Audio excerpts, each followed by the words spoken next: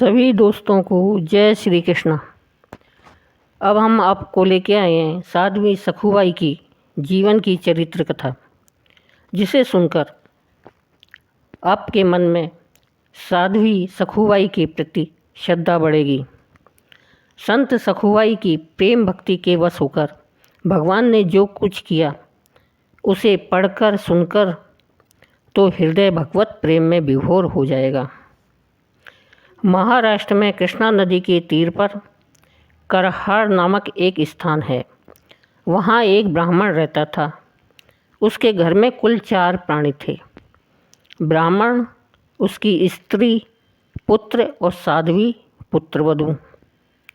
ब्राह्मण की पुत्रवधू का नाम ही सखुबाई था। सखु जितनी अधिक भगवान की भक्त, सुशील, विनम्र, आज्ञाकारिणी और सरल हृदय थी, उसकी सास उतनी ही अधिक दुष्टा, अभिमानी, कुटिला और कठोर हृदय थी। पति पुत्र भी उसी के दुष्ट स्वभाव का अनुसरण करने वाले थे। तीनों मानो एक ही माला के मणिये थे। वे अपनी शक्ति भर सखु को सताने में कोई बात बाकी नहीं रखते थे। सुबह से लेकर रात को सबके सो जाने के बाद तक सखु को घर के सारे काम मशीन की भांति बिना विश्राम करने पड़ते थे। सखु का शरीर शक्ति से कहीं अधिक परिश्रम करने के कारण बीमार हो गया, परंतु वह काम करने में कभी आलस्य या कष्ट का अनुभव नहीं करती थी। उसने इसको अपना कर्तव्य ही मान रखा था। मनी मन भगवान के त्रिभुवन मोहन स्वरूप का अखंड ध्यान और केशव, विट्ठल, राम, कृष्ण, गोविंद आदि नामों का प्रेम पूर्वक स्मरण करती हुई वह घर के कामकाज को बड़े ही सुचारू रूप से किया करती थी। परंतु सास तो अपने स्वभाव से लाचार थी। दिन भर में 10-20 बार सखु को और उसके माँ बाप को गालियाँ सुनाई और 2-4 लात घूंसे लगाए बिना उसे संतोष नहीं होता था। बिना कसूर मार और गालियों की बौछार सखु के हृदय में कभी कभी क्षण भर के लिए शूल की तरह चुभती थी, परंतु वह अपने शील स्वभाव बस दूसरे ही क्षण उसे भूल जाती थी। सास के सामने वह कभी जबान नहीं खोलती। पति के सामने भी 2 बूंद आंसू निकालकर हृदय को शीतल करना उसके नसीब में ही नहीं था, क्योंकि वह भी अपनी माता के सदृश सखु पर सदा खड़क हस्त ही रहा करता था। अधिक क्या, निर्दय हृदय पिशाचिनी बुढ़िया सखु को पेट भर खाने को भी नहीं देती थी। घर में अनेक पदार्थ बनते और सखु को ही वे बनाने पड़ते। माता पिता और पुत्र सुखपूर्वक उनसे अपने पापी पेटों को भर लेते, परंतु सखु को तो 24 घंटे में वही एक वक्त बासी टुकड़े मिलते।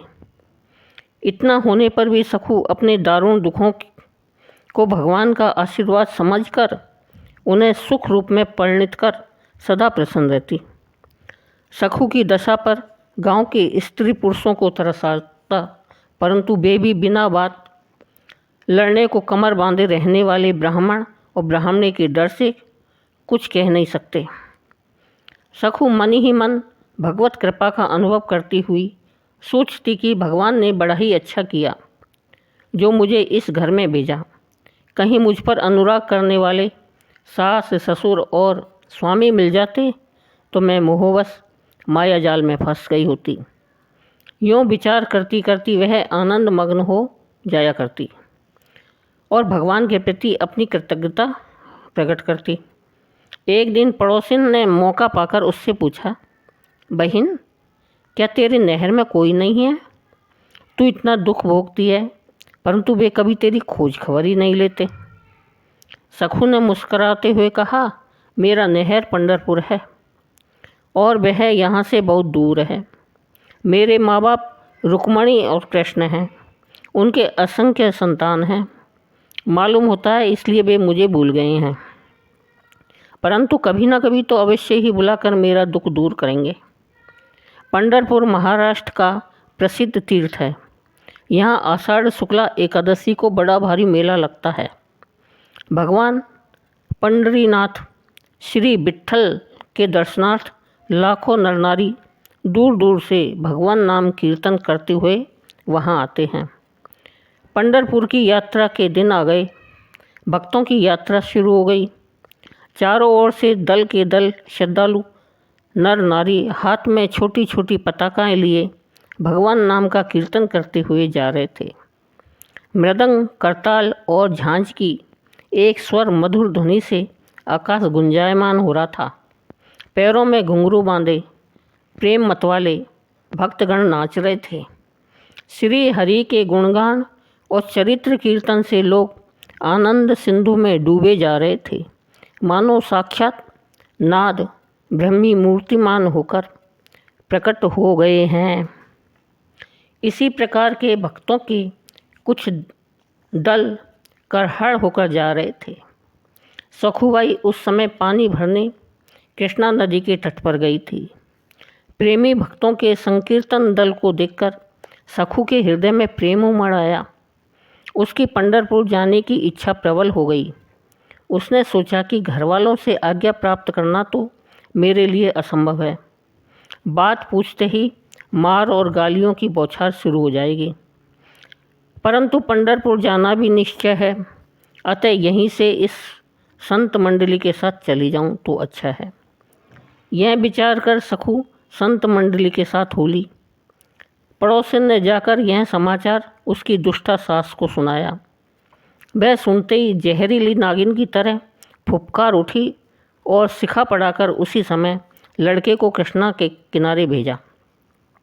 क्रोध से आग बबूला हुआ वह दौड़कर नदी तीर पर आया और सखू की चोटी पकड़कर उसे घसीटते हुए एवं मारते पीटते हुए घर ले गया। गालियों की पुष्पांजलि तो सारे रास्ते चढ़ी रही थी। तीनों निर्दय हृदय मिलकर सोचने लगे कि यह तो बिल्कुल ही बेकाबू हो गई है। अब मामूली मार पीट से काम नहीं चलेगा। यह सीधी राह से मानने वाली नहीं है। मारपीट तो उसके मन की सीधी राह थी। अंत में उन्होंने निश्चय किया कि अभी पंढरपुर की यात्रा 2 सप्ताह तक जारी रहेगी, इसलिए इस बीच इसे जकड़कर खंभे से बांधकर रखना चाहिए और खाने को रोटी बिल्कुल नहीं देनी चाहिए। ऐसा करने पर वह जरूर सीधी हो जाएगी। निश्चय के अनुसार ही काम भी तुरंत किया गया। उन्होंने मिलकर सखू को बड़ी ही निर्दयता से बांध दिया। रस्सी से इतने जोर से खींचकर बांधी गई कि सखू के सूखे शरीर में उससे गहरे गड्ढे पड़ गए। सखू का शरीर बंध गया, परंतु उसके मन को कोई नहीं बांध सका। वह तो सारे बांध तुड़ाकर पहले ही भगवान के चरणों तक पहुंच चुका था। सखू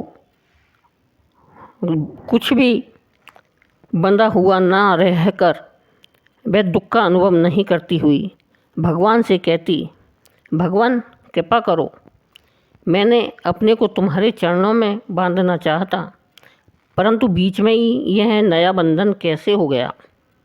क्या इन नेत्रों से तुम्हारे पंढरपुरी रूप के दर्शन नहीं होंगे? प्रभु, मुझे मरने की चिंता नहीं है, न मुझे कोई कष्ट ही है। एक बार ये नेत्र तुम्हारा चरण दर्शन कर कृतज्ञ होना चाहते थे। इतना होने पर प्राण निकलते तो इनकी इच्छा पूर्ण हो जाती।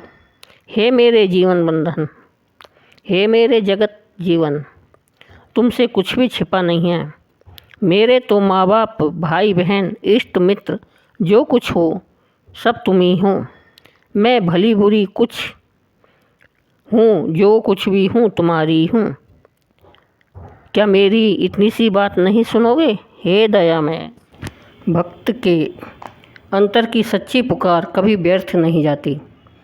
भगवान सब सुनते हैं, परंतु नकली पुकार का जवाब नहीं देते। असली पुकार चाहे जितनी धीमी हो, वह त्रिभुवन को भेद कर भगवान के कानों में तुरंत प्रवेश कर जाती है। और उनके हृदय को उसी क्षण द्रवीभूत कर देती है। सखू की दुख भरी पुकार से भगवान का आसन हिल गया। भगवान के मुखमंडल पर उदासी छा गई। जगत जननी रुक्मणी जी ने भगवान की उदासी का कारण जानती थी।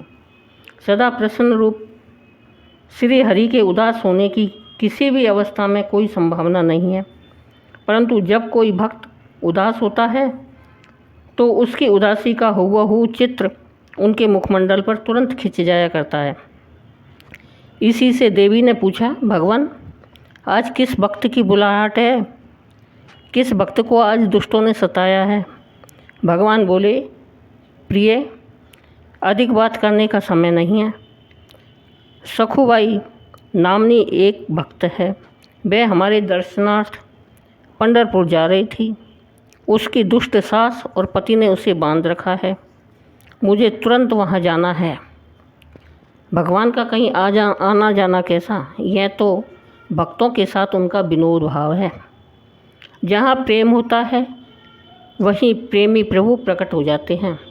बस सुंदर स्त्री का रूप धारण कर भगवान उसी क्षण सखू के पास पहुँच गए और बड़ी ही मधुर वाणी से बोले, बाई, मैं पंढरपुर जा रही हूँ, क्या तू वहाँ चलेगी? सखू ने उदास होकर कहा, जाना तो चाहती हूँ, परंतु कैसे जाऊँ? मैं तो यहाँ बंध रही हूँ। मुझ पापनी के भाग्य में पंढरपुर की यात्रा कहाँ है? स्त्री रूपी भगवान ने कहा, बाई, मैं तेरी सदा की सहचरी हूँ। तू उदास क्यों हो रही है? तेरे बदले में यहाँ मैं बंध जाऊँगी, तू चिंता ना कर। सखूबाई बदले में कुछ कहने ही पाई थी कि भगवान ने उसके बंधन खोल दिए और देखते ही देखते उसे पंढरपुर पहुँचा दिया। आहा, आज सखू के सौभाग्य का क्या ठिकाना है। स्वयं नारायण अपने हाथों से उसे बंधन मुक्त कर रहे हैं। आज सखू का केवल यही बंधन नहीं खुला, उसके सारे बंधन सदा के लिए खुल गए। वह मुक्त हो गई। धन्य है भगवान, प्रेम पास में बंधे हुए भगवान सखू का रूप धारण कर उसकी जगह स्वयं बंध गए। जिनके नाम स्मरण मात्र से माया के दृढ़ बंधन पटापट टूट जाते हैं, आज वही सच्चिदानंद घन भक्त के लिए स्वयं बंधन स्वीकार करते हैं। एक दिन आप यशोदा मैया के द्वारा उखल में बंधे थे। अब प्रेममयी गोपिकाओं ने तो न मालूम कितनी बार आपको बांधा था, परंतु आज का यह बंधन सबसे अनोखा है। वहाँ तो आप बालक बने थे, सबको तंग करते थे, तब बंधना पड़ा था। यहाँ तो अपनी भक्त सखुबाई के लिए बंधन में बंधना पड़ा है। भक्त प्रेमाधीन होकर आपको सब कुछ करना पड़ता है। सखुबाई बने नाथ बंध रहे हैं। सखुबाई के निर्दयी सास ससुर और निष्ठुर स्वामी बार बार आते हैं और मनमानी गालियाँ बक जाते हैं। भगवान सुशील बधू की भांति सब कुछ सह लेते हैं। इस प्रकार बंधे हुए पूरे 15 दिन बीत गए। सास ससुर का मन तो इतने पर भी नहीं पसीजा, परंतु सखू के पति के मन में यह विचार आया कि पूरे 2 सप्ताह इसको बिना अन्न जल ग्रहण किए बीत गए। कहीं बंदी की बंदी ही मर गई तो मुश्किल होगी। हम अपनी करतूतों से गांव भर में प्रसिद्ध हो चुके हैं। ऐसा कौन है जो मेरी और मेरे माँ बाप की काली कीर्ति को न सुन चुका हो। यह मर गई तो दूसरा विवाह होना असंभव है। हजारों रुपए देने पर भी कोई अपनी लड़की देने को राजी नहीं होगा। इन सब स्वार्थ के विचारों के साथ ही बंधी हुई इस सखू के पास जाने से कई बार उसके मन में कुछ आकर्षण भी हो गया था। सखू रूपी भगवान के उदास मुखमंडल को देखकर उसके हृदय में दया उत्पन्न हो गई और उसे अपनी गंदी करतूतों पर पश्चाताप होने लगा था। अब उससे नहीं रहा गया। उसने आकर सारे बंधन काट दिए और बड़े ही मीठे वचनों से सांत्वना देने लगा। उसने कहा, प्रिय, मैं बहुत ही निष्ठुर हूँ। मेरे माता पिता ने तुझे बहुत सताया है। तुम तो सती हो, मुझ पर क्षमा करो। और शीघ्र स्नान करके कुछ खाओ। अब भवबंधनहारी अनंत अनंत के सागर भगवान ठीक पतिव्रता पत्नी की भांति शांत और विनम्र भाव से मानो संतुष्ट होते हुए सिर नीचा करके खड़े रहे। भगवान ने सोचा कि यदि मैं अभी अंतर्ध्यान हो जाऊंगा तो ये दुष्ट सखू को लौटने पर फिर सताएंगे। इससे उनके लौटने तक वहीं ठहरना चाहिए। ठीक है नाथ, यहीं रहिए। जब आपने सखू के बदले में बंधन स्वीकार किया तो अब अपनी सखू के स्वामी की पत्नी बनने में क्या संकोच है। पति के आज्ञा अनुसार सखू रूपी भगवान ने स्नान कर रसोई बनाई और स्वयं अपने हाथ से तीनों को जिमाया। आज के भोजन का स्वाद कुछ विलक्षण ही था। पुत्र और माता पिता तीनों ने बड़ी सराहना करते हुए भोजन किया। पुत्र वधू के बनाए भोजन की सराहना करने का सास ससुर के लिए जीवन में ये पहला ही अवसर था। क्यों ना हो, आज पुत्र वधू के रूप में भगवान स्वयं विराजमान थे और अपने हाथ से भोजन करा रहे थे।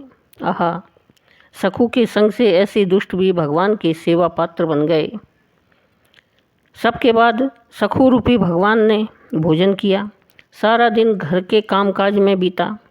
पानी भरना, झाड़ू देना, चक्की पीसना, बर्तन मांजना, चौका देना, सास के पैर दबाना आदि सारे कार्य भगवान बड़ी ही दक्षता से करने लगे। चतुर चूड़ामणि ही जो ठहरे, जिन्होंने ब्रज के बालकों और बछड़ों के बदले में साल भर तक विविध रूपधारी बालक और वत्स बनकर अपनी अपनी माताओं को सुख दिया था, उनके लिए वहाँ वधू बनकर पति और सास ससुर को सुखी करना कौन सी बड़ी बात थी।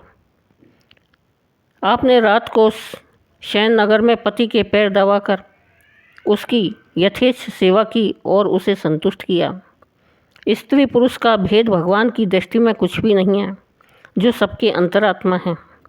जो स्त्री पुरुष नपुंसक समस्त शरीरधारियों को एकमात्र अधिष्ठान है, जो सर्व में सर्व साक्षी और सर्वाधार हैं, जो अज अव्यय रहते हुए भी जन्म लेकर विविध लीला करते हुए से दिखाई देते हैं, जो समस्त चराचर के रूप में अधिव्यक्त हो रहे हैं, उन परमात्मा में स्त्री पुरुष का भेद कैसा।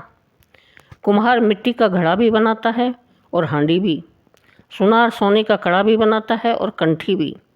यह लिंग भेद नाम में है, न कि अधिष्ठान रूप मिट्टी या सोने में। आकाश सर्वत्र एक रूप होने पर भी उसमें ध्वनि नाना प्रकार की सुनाई पड़ती है। इसी प्रकार भगवान भी उपाधि भेद से ही अनंत प्रकार के भासते हैं। वास्तव में तत्व वे एक ही हैं। अस्तु, सखू रूपी भगवान ने अपनी सेवा और सुंदर व्यवहार से पति और सास ससुर को संतुष्ट कर लिया। अब वे सब प्रकार से इस सखू के अनुकूल हो गए। उनके स्वभाव में विलक्षण परिवर्तन हो गया। ठीक ही है, अब भी परिवर्तन न होता तो फिर और होता ही कब। उधर सखू पंढरपुर पहुंचकर भगवान नाम के आनंद में मग्न हो गई। भगवान की माया से वह इस बात को भूल गई कि मेरे बदले में कोई दूसरी स्त्री वहाँ बंधी है और मैं यहाँ आ गई हूँ। उसने देखा भक्तगण हाथों में निशान लिए ला, ताल, मृदंग और झांझ बजाते हुए नाम का घोष करते हैं और मस्त हुए नृत्य कर रहे हैं। आज छोटे बड़े और ऊंचे नीचे, अमीर गरीब और ब्राह्मण शूद्र का कोई भेद नहीं रह गया। सभी प्रेम में मग्न हो रहे हैं। भगवान नाम की तुमुल गर्जना से आकाश कंपित हो रहा है। इस आनंद रस में विभोर हुई सखूबाई चंद्रभागा में स्नान करके भगवान पंडरीनाथ के दर्शनार्थ मंदिर की ओर चली। मंदिर में जाकर भगवान के दर्शन कर वह आनंद सिंधु में डूब गई।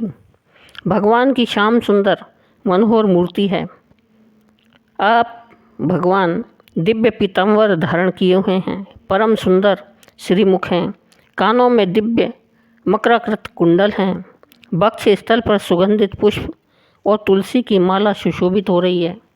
इस रूप माधुर्य को भक्त दृष्टि से देखते ही सखू मुग्ध हो गई। उसके त्रिताप सदा के लिए शांत हो गए। वह अपने देह की सुध-बुध भूल गई। वहाँ उसका मन ऐसा लगा कि उसने भगवान के सामने यह प्रतिज्ञा कर ली कि जब तक इस शरीर में प्राण है तब तक मैं पंढरपुर की सीमा के बाहर नहीं जाऊंगी। उसे क्या पता था कि मेरे बदले में मेरे नाथ वहाँ सास के सामने बहू बनकर संसार चला रहे हैं। प्रेम मुग्धा सखू भगवान पांडुरंग के ध्यान में संलग्न हो गई। उसे समाधि हो गई। अंत में अष्ट सात्विक भावों में अंतिम भाव का उदय हो गया, जिससे सखू के प्राण कलेवर को छोड़कर निकल भागे। शरीर अचेतन होकर जमीन पर गिर पड़ा। देव संयोग से यात्रा करने को आया हुआ एक कल्हाड़ के निकटवर्ती कीवल नामक गांव का एक ब्राह्मण उधर से आ निकला। उसने सखू की लाश को पहचान कर अपने साथियों को बुलाया और सबने मिलकर उसका अंतिम संस्कार कर दिया। इधर जगत जननी रुक्मणी ने सोचा कि यह तो खूब हुई, इसने तो यहाँ प्राण छोड़ दिए, उधर इसकी जगह मेरे स्वामी बहू बने बैठे हैं। ये कैसी फसावट हुई है। यह विचार कर रुक्मणी जी शमशान में पहुंची और सखू की अस्थियों का संचय कर अपनी इच्छा से उसे जीवित कर दिया। जिन महादेवी के प्रताप से समस्त ब्रह्मांड की रचना और विनाश होता है, उन महादेवी की अमृत दृष्टि से सखू की जीवित हो जाने में कौन सी आश्चर्य की बात है। सखू नींद से जागने की भांति उठ बैठी। रात को स्वप्न में जगत माता ने उससे कहा, पुत्री, तेरा प्रण तो यही था कि मैं इस देह से पंढरपुर से बाहर नहीं जाऊंगी। तेरा यह शरीर तो जलाया जा चुका है, ये दूसरा शरीर है, अतएव तू घर लौट जा, तेरा कल्याण होगा। इस आदेश को पाकर सखू 2 दिन बाद यात्रियों के साथ करहाड़ लौट आई। सखू का आना जानकर सखू बेजदारी भगवान पानी का घड़ा लेकर घाट पर चले आए और पूर्व परिचित सखी का वेश धारण कर सखू से जा मिले। उन्हें देखते ही सखू को सारी बात याद आ गई। वह पश्चाताप और कृतज्ञता से प्रकट करती हुई चरण पकड़कर बोली, बहन, तुम्हें बड़ा कष्ट हुआ होगा। तुम मेरे बदले बंधन में बंधी रही। मैंने तो तुम्हारी कृपा से भगवान के दर्शन किए हैं, तुम्हारे उपकार का बदला नहीं चुका सकती। 2-4 मीठी मीठी बातें बनाकर भगवान ने कहा कि ले, यह घड़ा ले और तू घर जा, मैं जाती हूँ। इतना कहकर वे तो अदृश्य हो गए। सखू घड़ा उठाकर घर पहुँची और स्वाभाविक ही अपने घर के सामने काम में लग गई। सास ससुर और स्वामी के स्वभाव में विचित्र परिवर्तन देखकर उसे बड़ा आश्चर्य हुआ। दूसरे दिन वो कीवल गांव का वह ब्राह्मण सखू के मरने का समाचार सुनाने करहाड़ आया। उसने सखू के घर पहुंचकर सखू का घर का काम करते देखा तो उसके आश्चर्य का ठिकाना न रहा। वह सखू के ससुर को बाहर बुलाकर कहने लगा, तुम्हारी बहू तो पंढरपुर में मर गई थी, उसे तो हम ही जलाकर आए हैं। यहाँ से तुम्हारे घर में काम करते देखकर मुझे बड़ा आश्चर्य हो रहा है। कहीं ये प्रेत बनकर तो यहाँ नहीं आई। सखू के सास और पति ने कहा कि वह पंढरपुर गई ही नहीं थी, तुम भूल से ऐसा कहते हो। आखिर ब्राह्मण के बहुत कहने पर ससुर ने सखू को अपने पास बुलाकर पूछा कि बहू, तुमको तो हमने यहाँ बांध रखा था और ये कहते हैं कि तुम पंढरपुर में मर गई थी, ये कैसी बात है। सखू ने कहा कि मेरी ही जैसी एक स्त्री यहाँ आकर स्वयं बंध गई थी और मुझे छुड़ाकर वहाँ भेज दिया था। मैं पंढरपुर जरूर गई थी और वहाँ एक दिन मुझे बेहोशी भी हुई थी। पीछे स्वप्न में मालूम हुआ कि मैं मर गई थी, परंतु माता रुक्मणी ने मुझे जिला दिया। यहाँ लौटने पर वह स्त्री कृष्णा नदी के घाट पर मुझे घड़ा देकर चली गई। हो न हो वह मेरे नाथ श्री पांडुरंग थे। आप लोगों को का बड़ा सौभाग्य है जो आपने उनके दर्शन कर लिए। यह सुनते ही सखू के सास ससुर और स्वामी को बड़ा ही पश्चाताप हुआ। वे कहने लगे कि निश्चय ही वे साक्षात लक्ष्मीपति थे। हम बड़े ही नीच और भक्तिहीन हैं। हमने उनको ना पहचान कर व्यर्थ ही बांध रखा और उन्हें न मालूम कितने कलेश दिए हैं। तीनों का हृदय शुद्ध हो ही चुका था। अब वे भगवान के भजन में लग गए और सखू का बड़ा ही उपकार मानने लगे। भगवान भक्तों के लिए क्या नहीं करते। सच्चा प्रेम होना चाहिए, फिर भगवान के बस होते देर नहीं लगती। वे ना जाति देखते हैं, ना कुल देखते हैं और ना ऊंच नीच का कार्य का विचार करते हैं। वास्तव में भगवान और भक्त में कोई भेद नहीं है।